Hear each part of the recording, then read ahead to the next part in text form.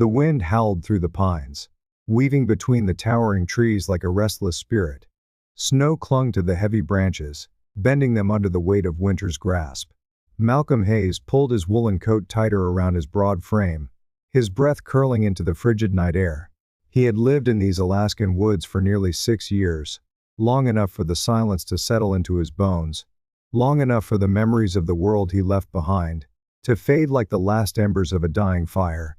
It wasn't always like this.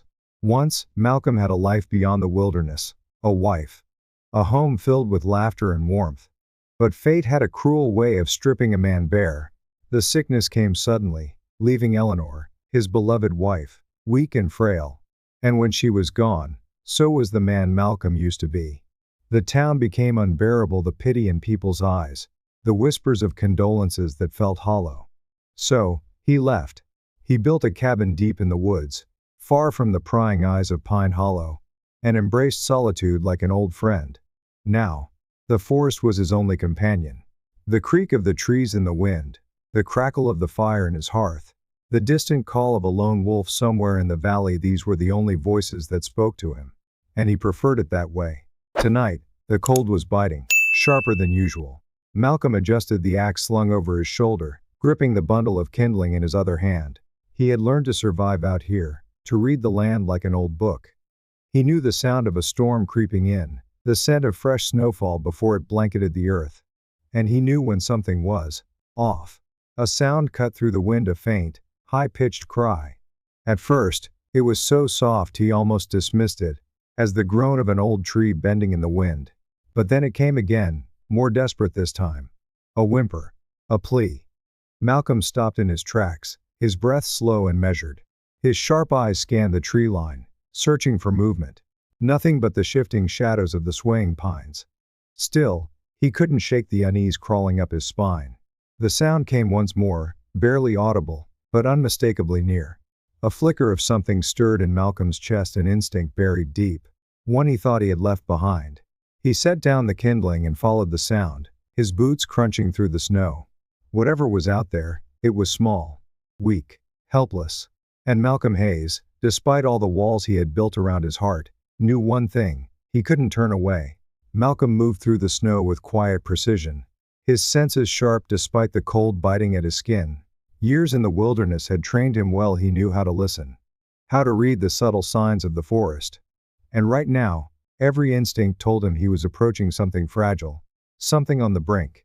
The whimper came again, closer now. A soft, pitiful sound that cut through the night like a needle through cloth. He tightened his grip on his axe, not in aggression but in caution. Out here, a wounded animal could be just as dangerous as a starving one. His boots crunched through the snow as he reached a small clearing, flanked by towering cedar trees. At first, all he saw was white, the endless expanse of snow stretching across the forest floor. But then, at the base of one of the trees, huddled in the shadow of the trunk, he saw it. A bear cub. Malcolm exhaled, his breath curling in the icy air. The cub was small, much too small to be alone. Its fur, dark and matted, was dusted with snow, and its ribs pressed sharply against its skin. It shivered violently, letting out another weak cry, barely lifting its head. He scanned the surrounding area, his eyes darting between the trees. A cub this young shouldn't be alone. Where was its mother?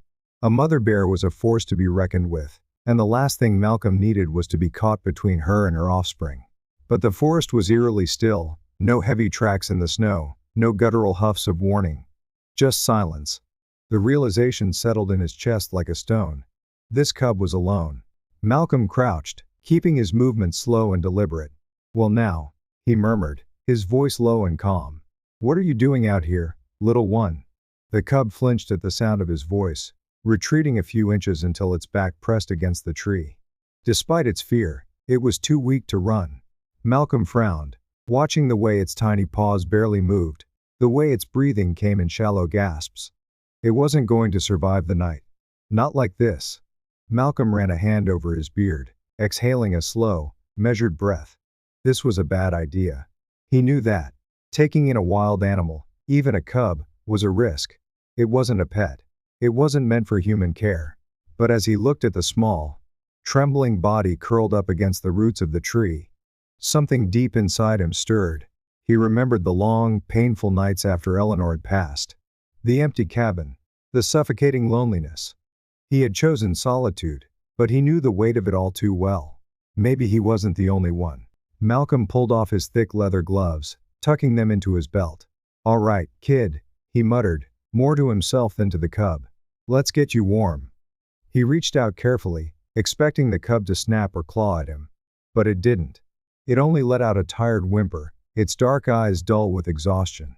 He slipped his hands under its frail body, feeling how unnaturally light it was. Just skin and bones beneath its thick coat of fur. As he lifted the cub into his arms, it barely struggled. Its small claws caught on the wool of his coat, but there was no fight left in it. It simply rested against him, too weak to protest. Malcolm adjusted his grip, cradling the cub against his chest as he stood. He could feel its rapid heartbeat, the faint rise and fall of its breath against his ribs. It was colder than it should be, its body lacking the warmth and insulation of a well-fed bear. "You've had a rough go of it, haven't you?" Malcolm murmured as he turned back toward his cabin, his boots crunching through the snow once more. The wind had picked up, howling through the trees, but the cub remained still in his arms, its weight barely noticeable. The walk back felt longer than it had before, the night pressing in around him like a thick fog. By the time he reached his cabin, the moon had climbed higher, casting pale light over the snow-covered clearing. Malcolm pushed open the door with his shoulder, stepping into the warmth of the cabin. The fire in the hearth had burned low, but its embers still glowed, casting flickering shadows across the wooden walls.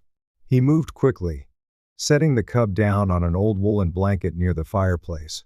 The cub let out a weak grunt, its body curling inward instinctively. Malcolm knelt beside it, watching the way its sides barely rose and fell. He reached out, running a rough hand over the cub's fur, feeling the ridges of its ribs beneath his fingers. "You're going to need food," he muttered, pushing himself to his feet. He moved to the small kitchen area, pulling open the wooden door of his icebox. His provisions were modest: some smoked salmon from the river, a jug of milk from the last trip into town, and a loaf of bread he had baked a few days prior. He grabbed a small pan, pouring a bit of milk into it before setting it over the fire to warm. Once it was ready, he placed the pan near the cub, waiting. For a long moment, the cub didn't move. Then, slowly, its nose twitched. A small, hesitant movement. It sniffed the air, its dark eyes flickering with something faint instinct, perhaps. Finally, it lifted its head and began to lap at the milk, its tiny pink tongue flicking against the warm liquid. Malcolm let out a breath he hadn't realized he was holding. "That's it," he murmured. "You've got a fight ahead of you, little one." The cub didn't respond, but it didn't need to. As Malcolm leaned back against the edge of the fireplace, watching the fragile creature in front of him, he felt something shift.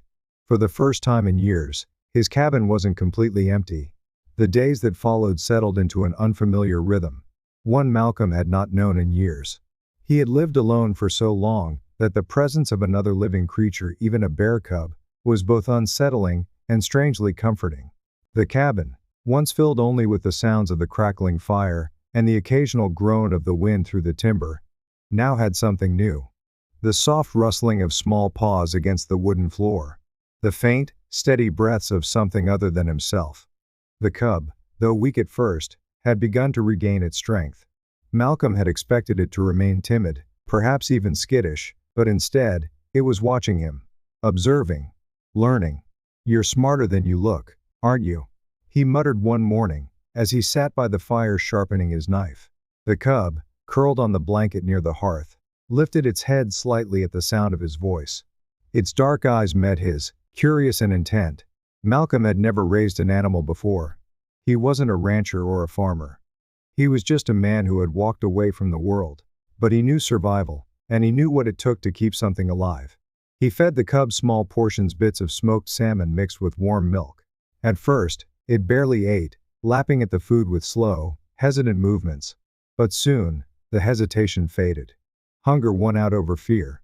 The cub ate more with each passing day, its frail body slowly gaining weight. One evening, as Malcolm sat at the table whittling a piece of cedar into the shape of a bird, the cub stood on wobbly legs and took a few unsteady steps toward him. It was the first time it had voluntarily closed the distance between them. Malcolm stilled, watching as it padded closer. The cub sniffed at the air, then at the floor beneath his chair. Finally, it plopped down beside his boot, as if it had decided this was a good place to rest. "Well, I'll be," Malcolm murmured, shaking his head. "Guess I've got myself a shadow now." He hesitated for a moment, then reached out, brushing his fingers lightly over the cub's head. It flinched but didn't retreat. That was progress. As the weeks passed, the bond between them deepened in ways Malcolm hadn't expected. The cub, which he had begun calling Boone, after an old mountain man he once admired, had become a fixture in his life. Every morning, Malcolm would rise before dawn, stoking the fire and preparing a simple breakfast: eggs fried in a cast-iron skillet, a slice of bread toasted over the open flame. Boone would sit near the hearth, watching him with unblinking curiosity, waiting for his own meal. When Malcolm ventured outside to chop wood or check his traps, Boone followed. At first, his steps were clumsy, his paws sinking deep into the snow, but he was determined. Malcolm found himself speaking to the cub as he worked, even though he knew Boone couldn't understand. "You're going to have to learn how to fend for yourself," he told him one morning, as he reset a snare near the tree line. Boone sat a few feet away, his small ears perked forward, listening. "This isn't forever, kid. You belong out there, not in some cabin with a stubborn old man." Boone didn't respond, of course. He just tilted his head, as if considering Malcolm's words, then flopped onto his belly in the snow. Malcolm exhaled, shaking his head. "Not much of a hunter yet, are you?" But Boone was learning. He watched Malcolm intently, mirroring his movements in ways that surprised him. When Malcolm gathered firewood, Boone would paw at the logs. When Malcolm carried water from the creek, Boone followed, dipping his nose into the freezing water and pulling back with a startled snort.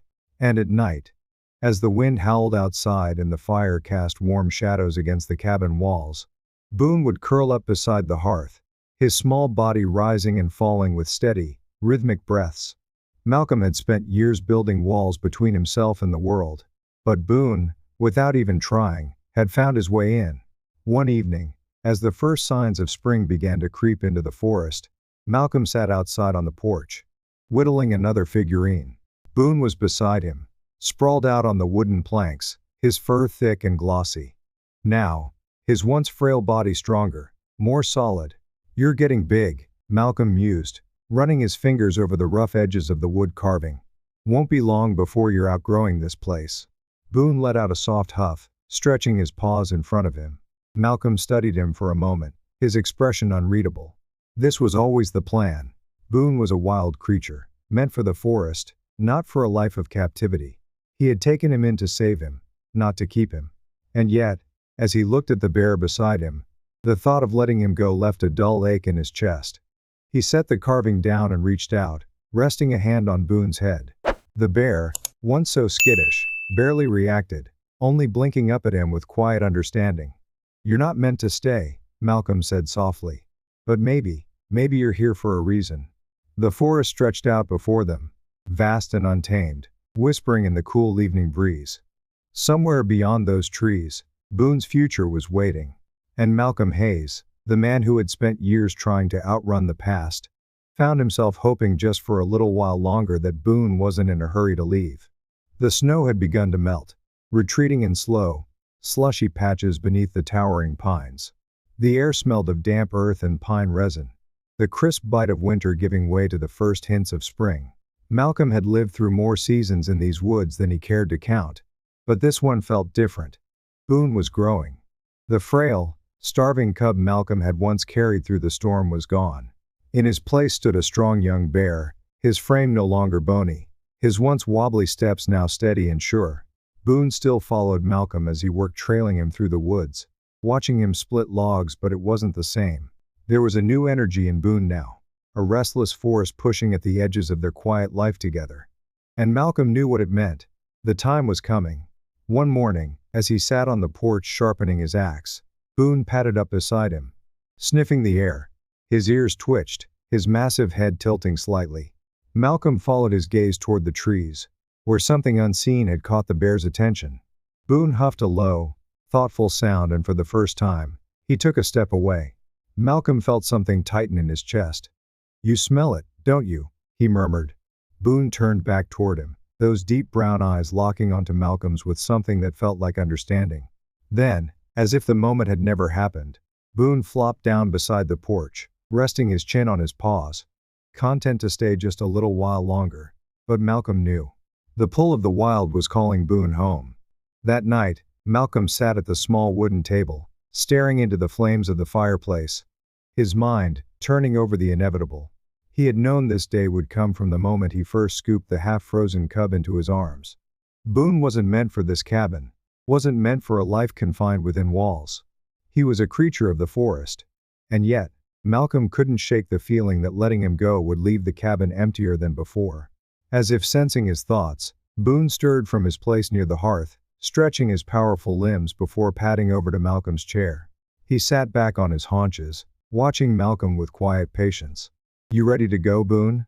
Malcolm asked, his voice rougher than he intended. The bear blinked slowly, then turned his head toward the door, ears twitching at the sound of the wind beyond the cabin walls. Malcolm let out a slow breath. "All right," he muttered, pushing himself to his feet. "Let's do this right."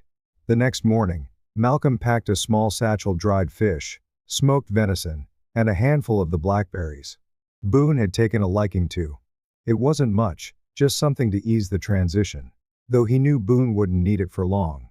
His instincts were sharp now, honed by months of watching and learning. The forest would provide. Malcolm slung the satchel over his shoulder and stepped outside, the crisp morning air curling around him. Boone followed without hesitation, his heavy paws crunching over the damp earth. They walked in silence.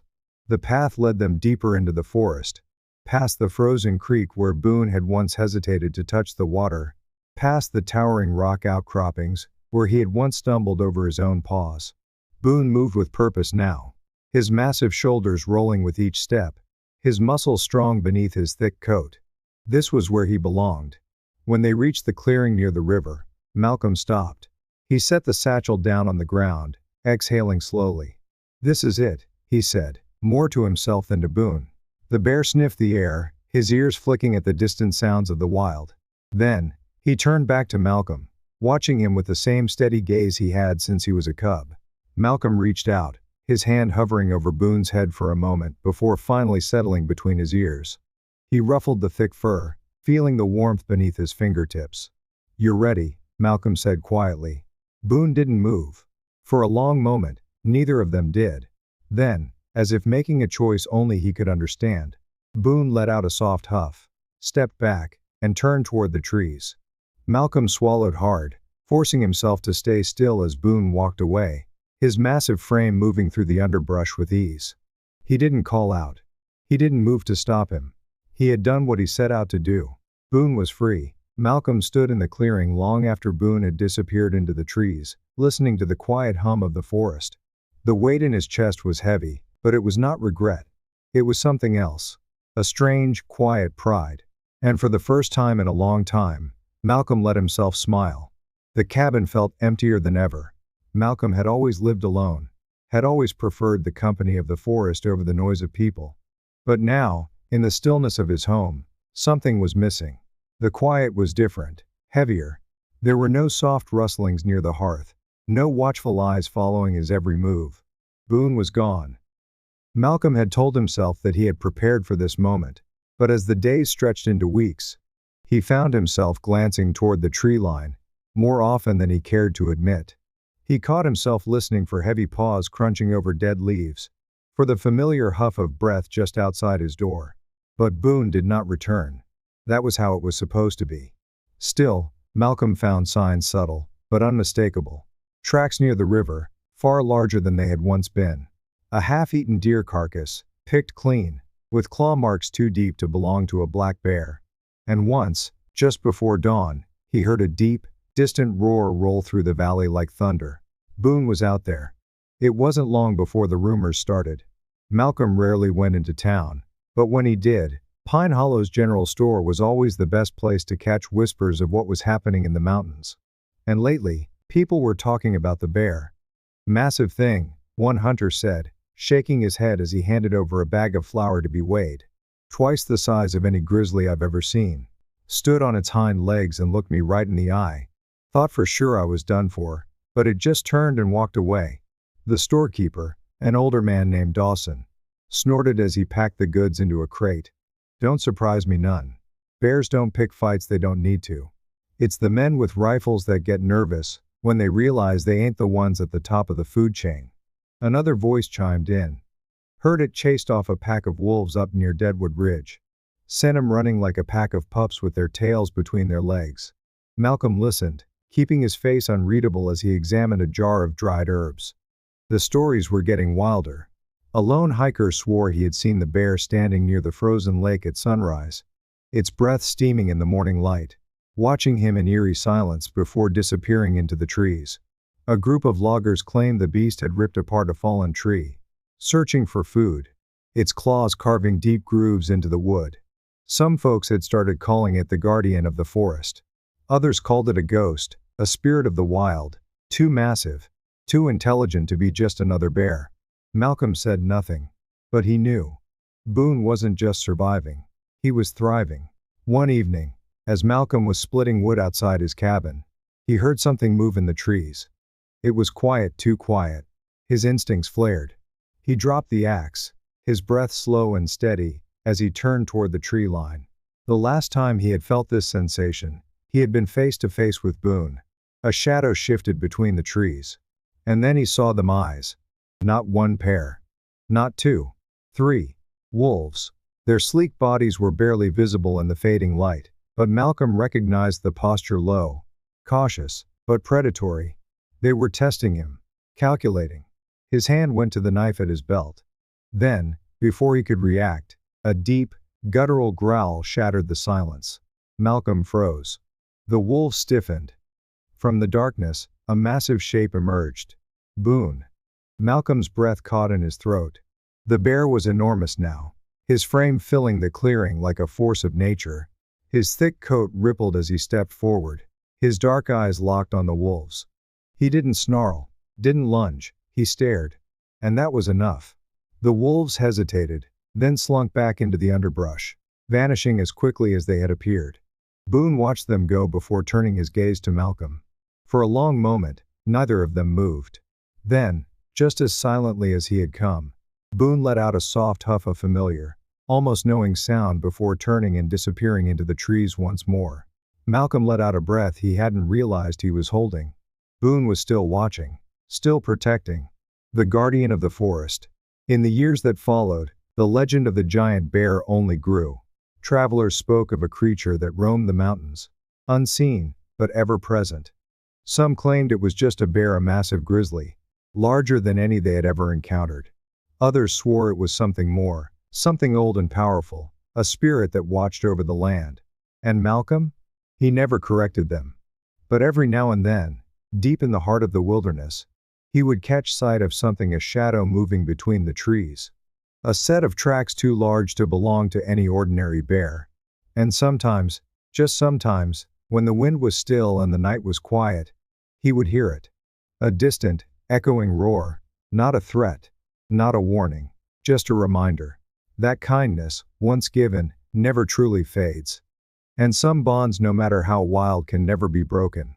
The first howls of the wind began in the late afternoon, whispering through the trees like a warning.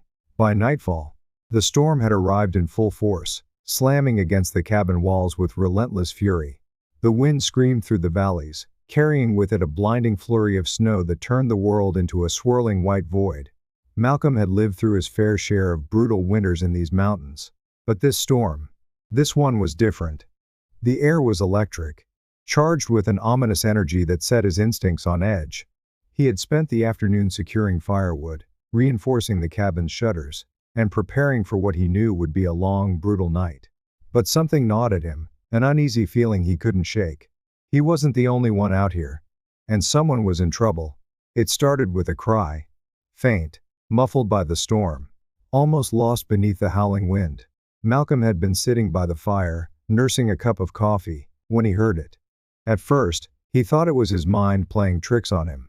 But then it came again, a high, panicked wail carried on the wind. A child's cry. Malcolm was on his feet in an instant, shoving his boots on and yanking his coat from the peg near the door. He grabbed his lantern, the small flame flickering wildly as he stepped outside. The cold hit him like a punch to the gut. The wind was ferocious, cutting through his heavy coat like a blade. Snow whipped through the air, erasing the landscape in thick, blinding sheets. He squinted into the storm, listening, trying to pinpoint the source of the sound. There, to the east, near the old creek bed. Without hesitation, Malcolm trudged forward, his boots sinking deep into the snow. The cold burned in his lungs, but he pushed on, driven by a primal urgency. A child wouldn't last long in this weather. After what felt like an eternity, he found her. A small figure, huddled beneath a fallen tree, half buried in the snow. She was trembling violently, her tiny hands clutching at her thin coat, her lips blue from the cold. A little girl, no older than 7. Her wide, tear-filled eyes locked onto Malcolm as he crouched beside her. "Hey there, kid," he said, keeping his voice calm despite the panic clawing at his chest. "You're all right now. I got you." She tried to speak but only managed a weak, breathless whimper. Malcolm moved fast, unwrapping his own scarf and carefully bundling it around her, shielding her as best he could from the wind. He checked her legs. One was twisted at an unnatural angle. A bad sprain, maybe worse.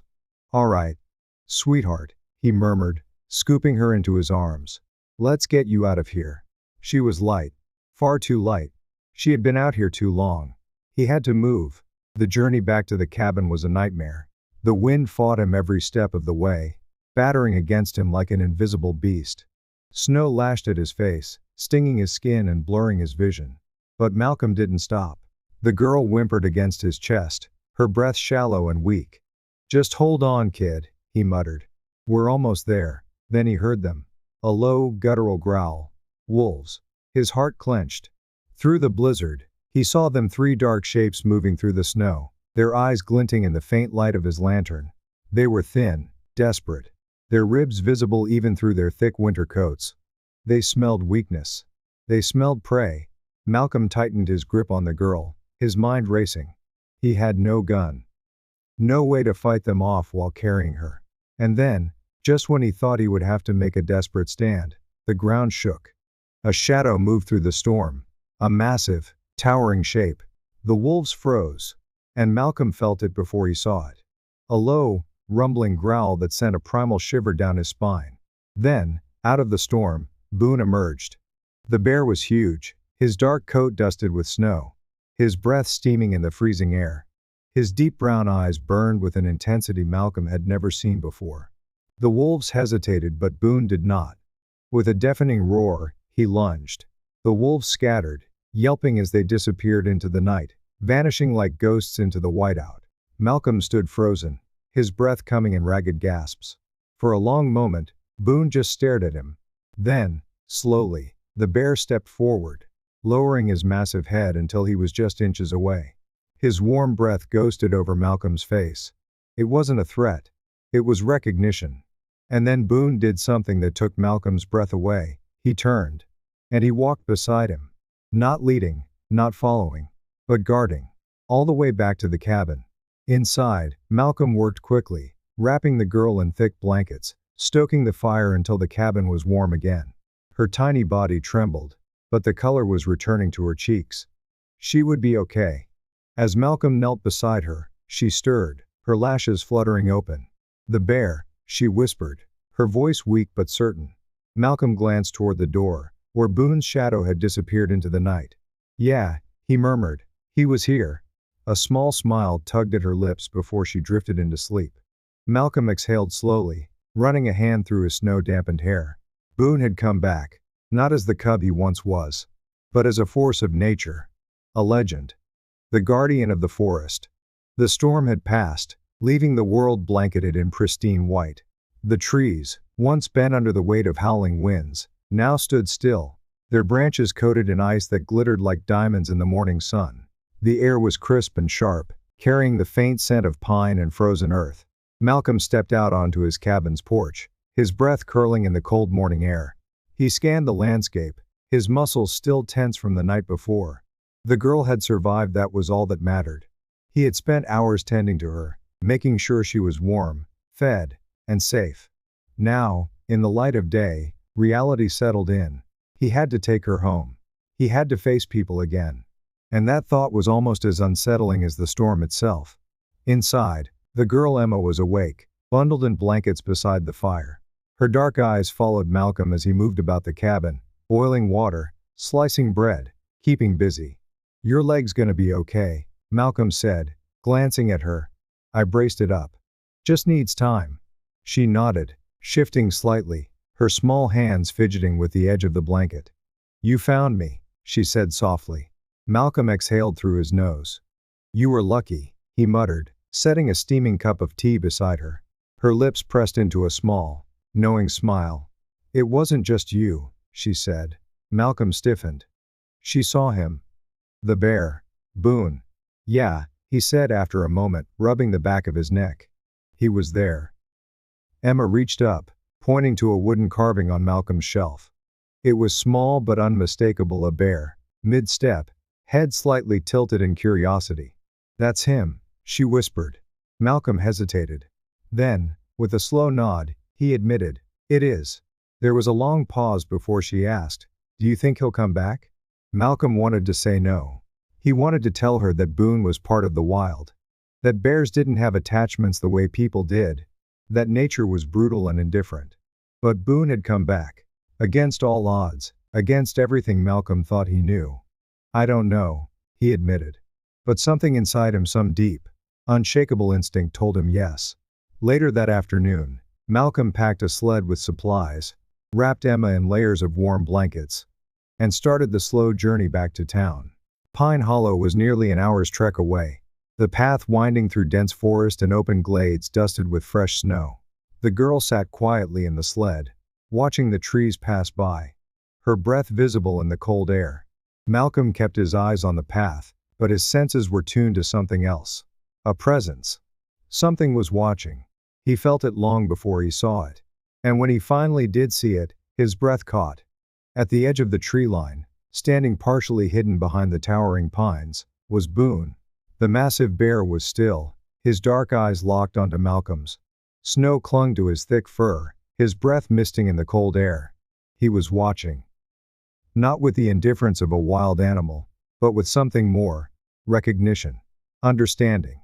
Emma gasped softly, gripping the edge of the sled. "It's him," she whispered. Malcolm nodded, his throat suddenly tight. Boone stepped forward, his massive paws pressing into the snow. He wasn't approaching in aggression. He wasn't hunting. He was walking them home. A silent guardian. Malcolm's heart pounded as he kept moving forward. Boone followed at a steady pace, never closing the distance but never straying either. The closer they got to town, the more the trees began to thin, the more distant Boone became. He slowed near the last bend before Pine Hollow, standing still at the forest's edge, watching as Malcolm and Emma continued forward. Then, without a sound, he turned and disappeared back into the woods. Gone. Malcolm exhaled, tension draining from his shoulders. Emma turned in the sled, looking back at the trees. "He was saying goodbye," she murmured. Malcolm wasn't sure if that was true. But maybe it wasn't goodbye. Maybe Boone had just done what he always did. Watching, protecting, repaying a debt. By the time they reached Pine Hollow, the town was alive with activity. A search party had been organized, and when Malcolm stepped into the clearing, a collective gasp went through the crowd. "Emma!" A woman sprinted forward, shoving past the others. Her face was streaked with tears, her hands trembling as she fell to her knees, pulling Emma into a desperate embrace.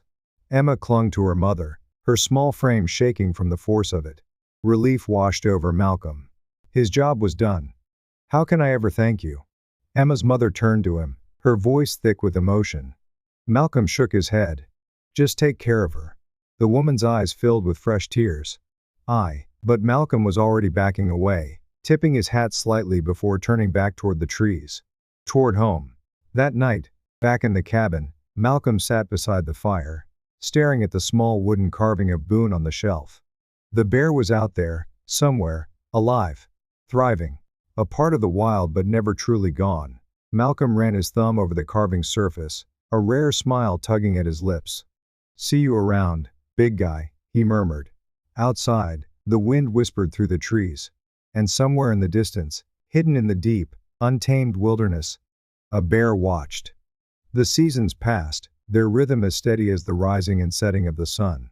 Winter melted into spring, the heavy snow retreating to reveal a landscape of fresh earth and blooming wildflowers. The rivers, once frozen solid, roared back to life, fed by the thawing ice of the distant mountains. Summer followed, golden and vibrant, bringing with it the hum of cicadas and the scent of pine warmed by the midday sun. Then autumn arrived in a blaze of red and gold, the forest shifting once again, preparing for the next long winter. Through it all, Malcolm lived as he always had, alone, but never truly lonely. Because out there, he knew Boone still roamed. Stories of the Great Bear continued to spread through Pine Hollow, whispered in the warmth of the tavern and told around crackling fires. Some claimed Boone was a guardian, a protector of the forest. Others swore they had seen him chasing off poachers, standing like a shadow at the tree line, whenever hunters strayed too close to Malcolm's land. The legend grew, passed from one traveler to the next. And Malcolm? He never confirmed or denied the stories. He simply listened, smiling to himself whenever he heard Boone's name spoken like that of a myth, a ghost of the wild that had somehow become something more. One crisp autumn morning, Malcolm set out into the woods. The air was cool, the sky streaked with soft pinks and golds, as the sun rose over the treetops. He carried his axe over his shoulder, the familiar weight of it grounding him as he moved through the towering pines. It had been years since the night Boone returned to save him and Emma.